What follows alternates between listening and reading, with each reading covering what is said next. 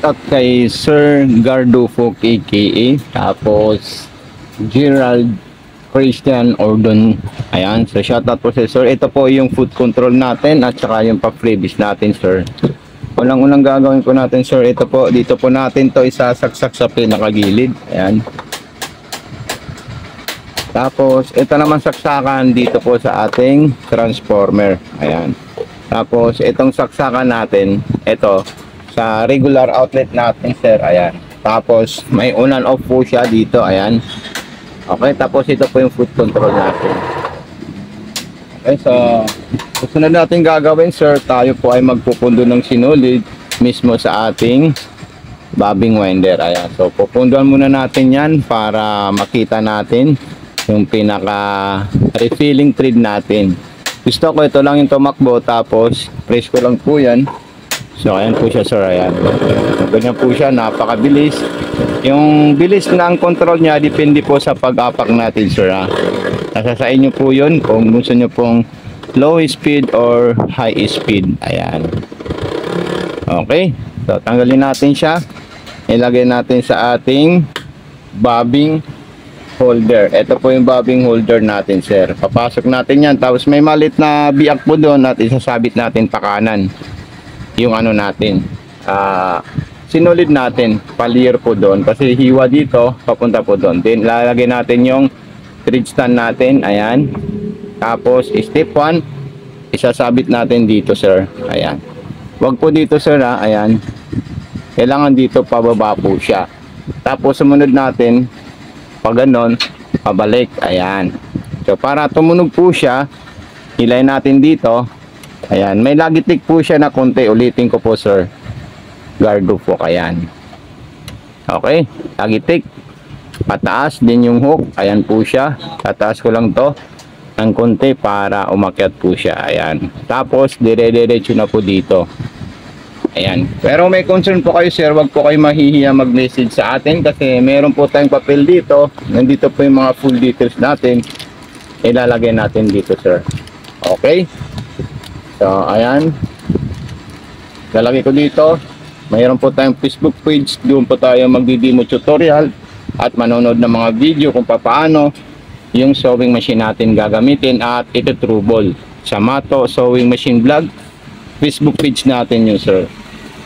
Okay, so ayan, papasok ko na po siya sa butas ng karayom. So ganito lang po siya, dire-diretso papunta sa likod. Ayan. Okay, Sumunod po niyan, ikutin natin ito. Ayan, para makain niya po yung sinulid sa ilalim. So, ganyan lang po siya, Sir. Ayun. Okay. So, pag nakita nyo nagsama yung dalawang sinulid, hihilayin na po siya papunta sa likod. Ayan. Okay, so ito po yung mga tela natin, Sir. Ayan. Subukan muna natin sa straight line, 0 stitches. Then, ayun po yung arrow niya at saka yung distance. Ayan. Distance or spacing. Ito po siya, Sir. Apakan natin siya. Ayan. Tingnan natin yung tayo sa ilalim. So napaka-perfect po yung tayo sa ilalim. Pag maluwag, dito po tayo maghihigpit. Okay? Pag nagpuputol, dyan din po tayo mag-adjust. Then yung reverse, ito po siya, Sir. Ayan. Katulad po pag gusto po natin magsigsag. So kung gusto natin magsigsag, Sir.